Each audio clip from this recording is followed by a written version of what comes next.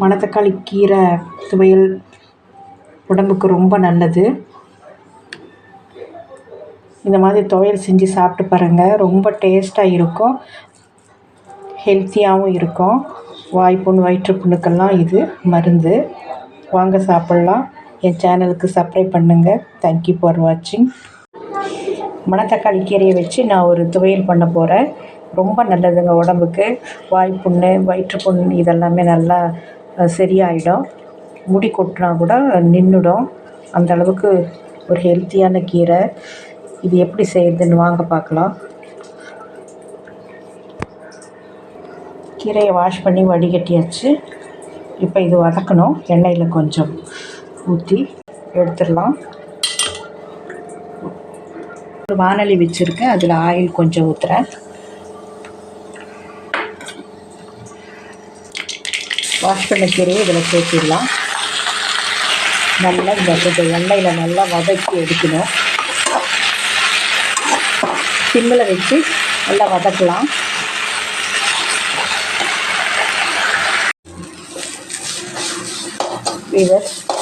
பாருங்க, நல்லா எண்ணெயில் வதங்கணும். இந்த பச்சை வாசனை போகிற வரைக்கும் வதக்கணும்.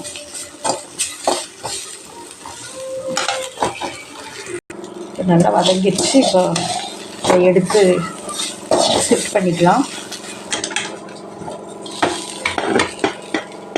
இதே வடை சட்டி வச்சு கொஞ்சம் ஆயில் ஊற்றிக்கணும். உளுத்தம் பருப்பு கடலை பருப்பு வறுத்துக்கலாம்.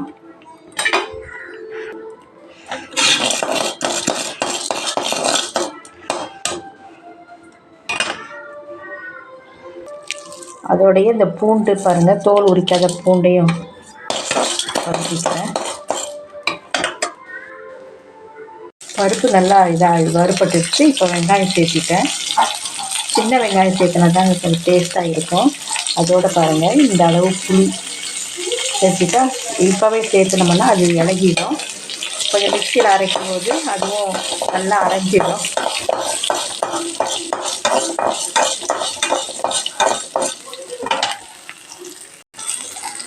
நான் இதுக்கு பாருங்கள் கொஞ்சமாக சீரகம் சேர்க்குறேன்.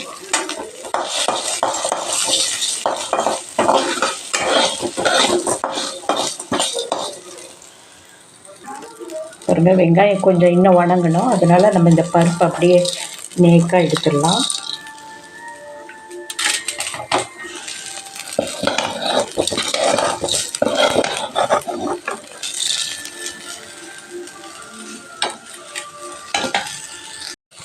வரமிளகா நமக்கு தேவையான அளவு நான் 4 போட்டிருக்கேன்.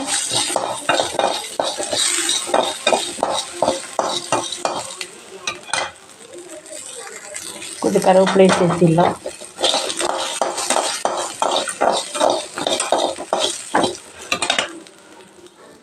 இப்போ வறுத்து வச்சதெல்லாம் அரைச்சிக்கலாம். இப்போ முதல்ல பருப்பு அரைச்சிக்கலாங்க. ஒரு கொரப்பாக கொஞ்சம் அரைச்ச பிறகு கீரையெல்லாம் போட்டு அரைச்சிடலாம்.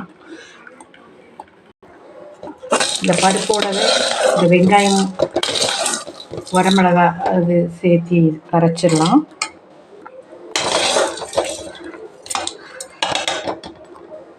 இந்த பருப்பு இருக்கிறதால முதல்ல இது கொஞ்சம் அரைச்சிட்டு அதுக்கப்புறம் கீரை சேர்த்திடலாம்.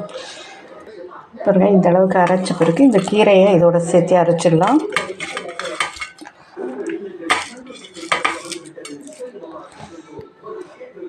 இதுக்கு தேவையான அளவு உப்பு சேர்த்திட்டு அரைச்சிடலாம். இதுக்கு கொஞ்சம் நல்லெண்ணெய் ஊற்றிக்கிறேங்க.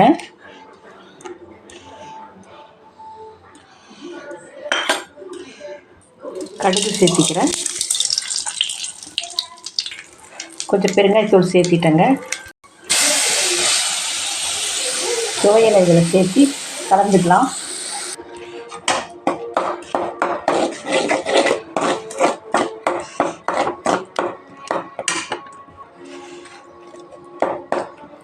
மணத்தக்காளி துவையல் ரெடி ஆயிடுச்சுங்க.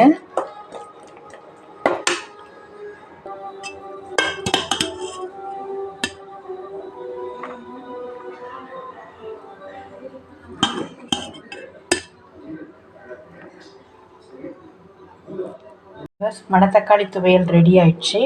புண் வாய்ப்புண் இதுக்கெல்லாம் ஒரு மருந்து இது. இது வந்து துவையலாக சாப்பிட்டு பாருங்கள், ரொம்ப டேஸ்ட்டாக இருக்கும். தேங்க்யூ ஃபார் வாட்சிங். சப்ஸ்கிரைப் பண்ணுங்கள்.